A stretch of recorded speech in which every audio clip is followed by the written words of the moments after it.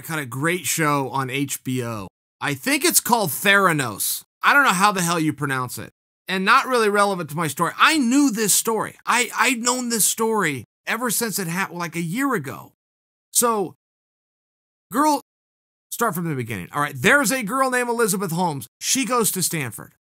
Now, one thing that I was never clear on, though I imagine it was very clear in the show and the articles that I had read over a year ago, I was never clear if she dropped out of Stanford or if she graduated Stanford and subsequent went and started this company, Theranos. I don't know that, but though it may be relevant to the story, let's just pick up from there. So Elizabeth Holmes has a really good Rolodex. She's got a really good list of people to call and go out and pitch an idea to and try to generate and raise money. I mean, some powerful, respected people. They buy into her and they buy into her idea. And all that her idea is, this entire business is real simple. She can run a full panel analysis on a person that would need blood to do a blood panel with the prick of a fingertip. With whatever blood she can draw with one simple prick of a fingertip, she can run a full panel in what other people in science and medical fields would need tubes and tubes of blood to do. Now, I can tell you, as a guy who has to give blood for licensing, for all sorts of reasons I have to give blood, drug testing, I give a lot of blood, more than most of you who may be listening to this going, man, in my whole life I've never given blood. Well, I personally can just relate to this. It's a bit of a pain in the ass, right? I mean, they go into a vein. If they call and they test you multiple times in a week, which happens to be the same week that you're applying for a license and trying to go in and get your blood. I mean, you know, you're getting poked in the same sensitive vein 2 and 3 times in a week before it hurts, right? It hurts. It's a little bit intrusive. So she has found a way that with the prick of a finger, she can go and run all of these same tests. That's her entire business.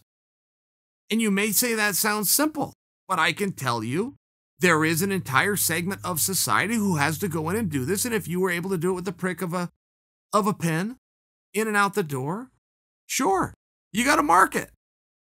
So her company becomes huge. I want to say she was like 23 years old, 24 years old. She's worth $9 billion. She's running a full-scale operation. I mean, this isn't a little ma and pa thing, some corner shop that she leased for a couple of bucks a month. She's not working out of a garage. I'm talking about a big, beautiful, full, multi-billion-dollar operation with that many staff and employees, and she's doing really great things. And some people started to raise questions.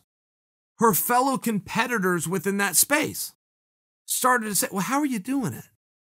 And she would have to answer this publicly as she continued to go out and raise capital. And she would just say, I'm not going to tell you. That's why I'm different from you. This is a unique part of my business. I couldn't give the secret away. It's the only thing I'm doing differently than you're doing. We're coming to the same conclusion. I'm just doing it by a finger prick, and you're going in through a vein and tubes of blood. That's where I've got you beat. Can't tell you how I'm doing it. And they go, well, not so fast. We don't keep a secret how we do it. Sure, we try to bring clients in the door. Sure, we work with insurance companies. Sure, we try to get doctors to choose us over a competitor. But we still tell the world how we do it. We take the blood and we send it to the labs and we separate and and we'll tell you all the formula. We'll tell you exactly what we're doing. You got to tell us how you're doing it, because we believe, as medical experts, of which you are not, we believe as people in the industry for countless days, weeks, months, years, and decades, we believe it is physically and physiologically impossible to draw that much data from that small of a sample. So we ask you again, how are you doing this? I'm not going to tell you. Trade secret. It's what made me a 23-year-old multi-billionaire. Trade secret. Can't tell you. So that's how she dealt with it. Whether you like that answer or not, that's how she dealt with it. And it worked. It was people within. So all of a sudden, people within her own company start looking around going, hey, this is weird. We're all doing this stuff, but none of us have actually seen how this is done. As a matter of fact, the lab, we don't hire this out like anybody else that draws blood. We have the lab right here. And nobody's allowed to go in it except for 2 human beings, neither of which are doctors. Elizabeth Holmes and her lover, by the way, who happened to also be the COO, her chief executive officer. They were the only 2 that were allowed to go into this room that was then producing the results. And people within the company start going, hey, this is weird. How come no one else can see it? And how are they getting these results? That guy's not impressive, and she has nothing to do with science or medicine. What is going on here? Then all of a sudden, those people started to get looked at. There was weird stuff within the office. They'd be sending emails, someone standing over their shoulder reading every word, monitoring their phone calls, checking their text messages. All of a sudden, it got weird where people that were working there that had no idea they were working for a fake company doing fake and fraudulent things started to look around and go, hey, something's amiss. Let's find out what it is. So they started to ask questions, of which they were shut down, of which they were then screened at a higher level. So finally, it was one of her own employees sent a message to the Times or the Post, somebody really big, and said, this is a scam. There is no doctors in this alleged lab. And those 2 people, her, Elizabeth Holmes, and her lover, COO, they wouldn't have the ability to do it. They don't know anything.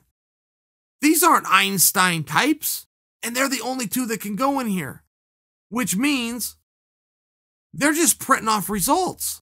They have no idea. And if you're dealing with somebody who's got a real ailment that needs to be treated and can only be put on the right path to treatment through the results of the blood tests, you now got people's hands in your lives. This isn't just about bilking insurance companies out of money and investors out of money.